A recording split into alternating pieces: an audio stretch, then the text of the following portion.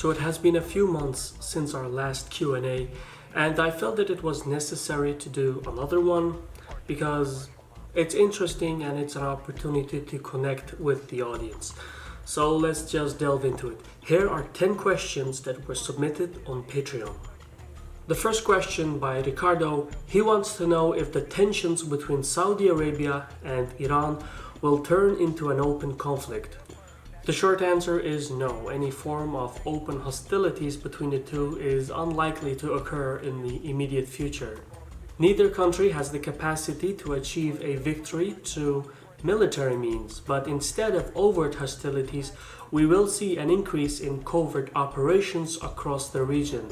In this context, the ethnic, religious, and geographic layout will play an important role. One example of a region ripe for covert operations is the territory southwest of Iran and northeast of Saudi Arabia. The territory in question exists of flat terrain and is rich in hydrocarbon resources. Furthermore, it's populated by ethnic Arabs who share a religious creed with Iran. So it's a complicated region and the stakes are high. Meanwhile, both sides are trying to checkmate the other. Anyway, second question. Samson wants to know the position of the SDF after the Battle of Raqqa. By the way, for those who don't know, the SDF is backed by the Americans and is dominated by Kurdish militias, while the city of Raqqa is predominantly Arab. While considering the presence of ISIS and Kurdish militias, it is evident that the civil wars in Iraq and Syria are interconnected. So, in addition to Raqqa in Syria, we must also look at Mosul in Iraq. Eventually, the defeat of ISIS will leave behind a power vacuum which will pit Turkey against Iran. More precisely, the Kurdish Democratic Party, which is supported by Turkey, is bound to compete for political authority against the Patriotic Union of Kurdistan, which is backed by Iran. This rivalry between Kurdish factions will increase when ISIS leaves Raqqa and Mosul, and it could drag the SDF into the fight as well. Another important city is Kirkuk, which is going to be particularly contentious. Question number 3 by Lucas. He wants to know how a reduction in demand for hydrocarbon energy will impact Russia and the Middle East. Well, such an event would affect every country differently. Some countries anticipate these problems and are already taking steps to reform their economies, such as the Arab states in the Gulf region.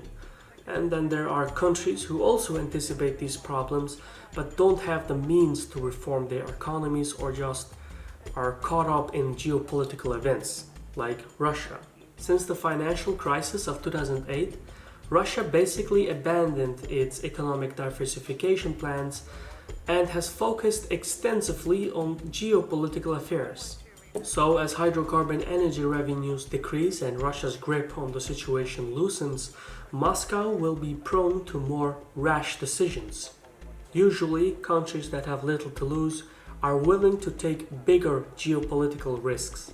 So if oil becomes less important and thereby Iran loses its leverage in the Strait of Hormuz, and if the country still feels threatened by outside forces, then yes, Tehran would certainly resume their nuclear weapons ambitions. Question number 4 by Moskovsky. He wants to know what CaspianReport does with the funds from Patreon.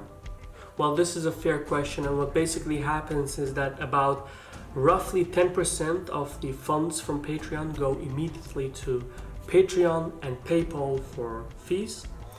And in addition to this, I have to set aside half of the remainder of the funds for the annual taxes.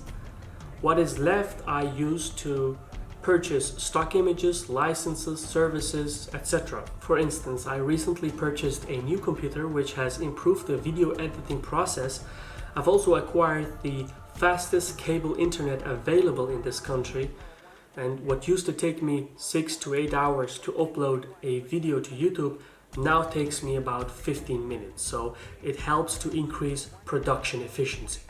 I also use the funds to purchase stock images and footages, like I said before, and I have purchased several software licenses. Some licenses cost a few $100s per month, and others, for instance the one I use for the 3D maps, cost me $1,500 per year. Yeah, this stuff isn't free, and although the expenses of Caspian Report are not apparent, it is quite high. I could never afford to manage this channel on my own, which is why besides Caspian Report I work full-time. Next question. Fluffy Unicorn asks about the impact of Montenegro joining NATO. This may indeed seem like an odd decision. Just less than 2 decades ago, NATO was bombing targets in Montenegro, and now the country is joining the military alliance. So in case of Montenegro, which has a population of 700,000 people, but an army that numbers around 2,000 people, it has also no air force, no navy or coast guard. So it's not going to make NATO more secure. In fact, historically, Montenegro's lack of strategic value is what enabled the country to exist as an independent nation. The only country which does view Montenegro as a strategic territory is Serbia. More specifically, the port of Bar in Montenegro, which the Serbian government is trying to purchase, is Belgrade's only connection to the Adriatic Sea. Losing access to the sea means that Serbia is now completely isolated and unable to forge an independent foreign policy. In the long term, the isolation of Serbia will either force the country to join NATO or become a vassal of Russia. Either way, Montenegro has served its purpose. Next question. Ezra asks about the role of Russia, Turkey, and Iran in the Caucasus. This is a complicated story, but essentially Azerbaijan, Armenia, and Georgia try to pursue their own foreign policies, but in practice are severely restricted due to outside forces. In Armenia, the government has sold its railways, airlines, telecommunications, energy facilities to the Russian government. This has effectively turned Armenia into a Russian colony. In Azerbaijan, the abundance of hydrocarbon resources has enabled the government to forge an independent foreign policy, but Azerbaijan's territory of Karabakh is occupied by Armenia and indirectly backed by Russia. Moscow, Ankara, Tehran seek to use the Karabakh conflict to force Azerbaijan and Armenia into their respective spheres of influence. For instance, Armenia's land border with Turkey and Azerbaijan is closed. As such, Yerevan has come to rely on Iran for its trade. Armenian, Iranian, and Azerbaijani relations are further complicated by the fact that there are more ethnic Azerbaijanis in north of Iran than in Azerbaijan. So Tehran is suspicious of Azerbaijani separatism and therefore supports Armenia. As a countermeasure, Azerbaijan has forged closer relations with Israel. And then there is also Turkey, who shares close linguistic and ethnic relations with Azerbaijan. But since Ankara and Baku lack a land passage, Georgia serves as a land bridge between the two. However, Russia is not keen on Turkish influence in the Caucasus, and therefore Moscow uses the separatist entities in Georgia to discourage Tbilisi. Thus far, it hasn't worked. So yeah, the geopolitical arrangement in the Caucasus is perhaps one of the most complicated in the world. It actually deserves its own report. But for now, let's just continue to the next question.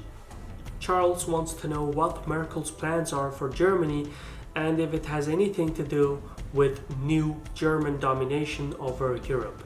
The examples you give are all sound, but Germany simply does not have the capacity to dominate over Europe on its own.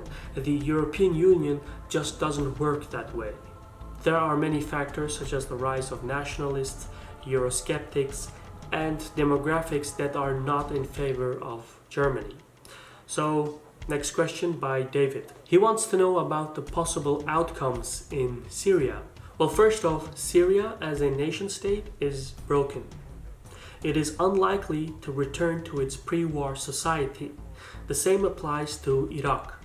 In the long term, we may need to redesign the borders, but it will be Turkey and Iran who will draw the lines, as they will compete for the power vacuums in Iraq and Syria. In this geopolitical struggle, Turkey is the most likely to come out on top. Sunni Arabs who are caught up in the middle are more likely to align themselves with the Sunni Turks rather than Shia Iranians. Moreover, Turkey has over 600 active dams and 200 more under construction and thereby controls the upstream riparian of the Euphrates and Tigris rivers. If Turkey felt that it was necessary, it could use access to water to reshape the demographics of the region. The next question is by Justice, who wants to know if Trump will be impeached following the outcome of the current investigation. It's too early to say anything about the progress. More evidence is required if Trump is to be impeached and removed from office. Now, obstruction to justice is a crime for which a president can technically be impeached. However, only members of the House of Representatives can introduce an impeachment resolution. Such a resolution must then be approved by the House Judiciary Committee, and following this, the resolution returns to the House of Representatives, where it's put up for a vote.